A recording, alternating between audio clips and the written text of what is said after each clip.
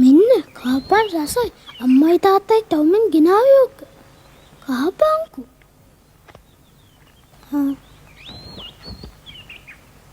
ඉඳා කෑවේ නැත්තම් ඔබ මැරිලා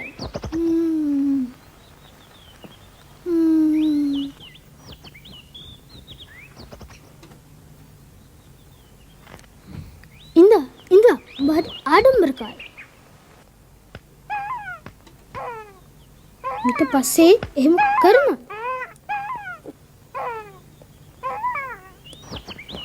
පැට්ටු මොකද අඬන්නේ? මම දන්නවා මට ඕන මොනවද කියලා.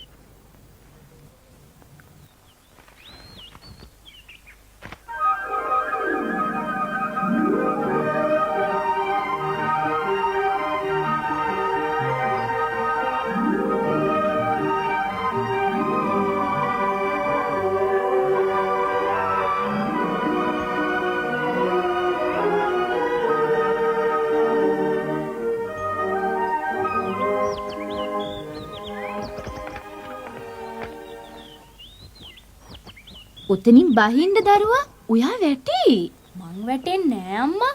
මං පැනලා එනවා.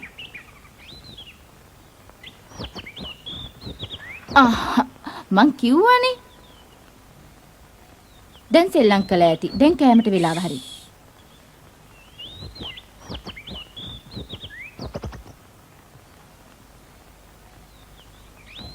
කමක් නෑ. ගිහින් කෑම කමු.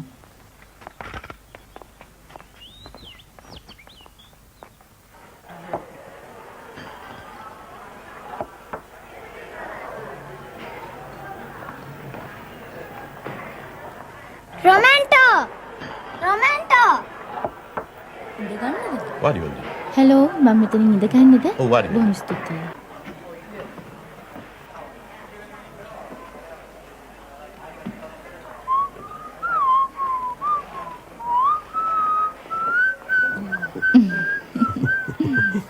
මේක ලස්සනයි නේද? ඔව් මගේ රටට යනවා මේ බෝට්ටුවෙන්. මිස්ටර් ජේම්ස් ඔයාගේ මේ වැඩ සුමානිකින් විතර ඉවර වෙයි. මොනවද කරන්න කල්පනාව? අපි කෙලින්ම ගෙදර යනවා. ඔබ? මං ආපිට යනවා බේජිං. මං යන්න ඕනේ මෙයාගේ පියත් එක්ක.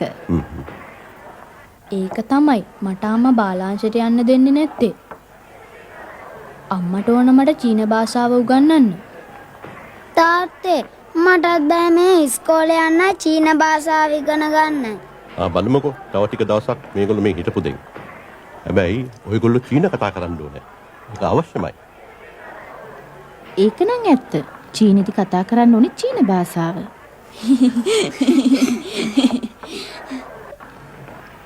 මෙන්න කිනාවා රස්නෙම්ම.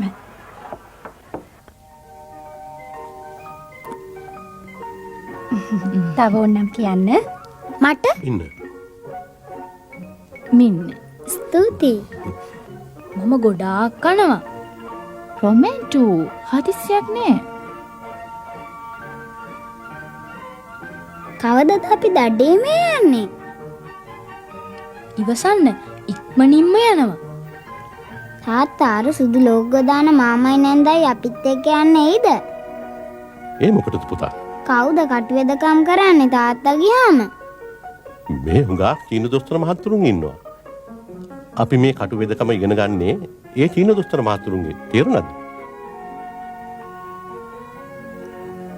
මමත් තාත්තා තරම් ලොකු වුණාම චීනෙට අපිට ඇවිත් කටුවෙදකම ඉගෙන ගන්නවා ලෙඩ හොඳ කරන්න. මම ඉගෙන ගන්නේ චීන කෑම උයන්න. බාලාංශ රැවුල් මාමගෙන්. අම්මා දන්නවද අපේ බාලාංශේ කෑම හරිම හරි රසයි. සමා වෙන්න මොනවද ඕගොල්ලෝ කෑමට සතුටු දේ අයිස් පෙට්ටියට දාන්න?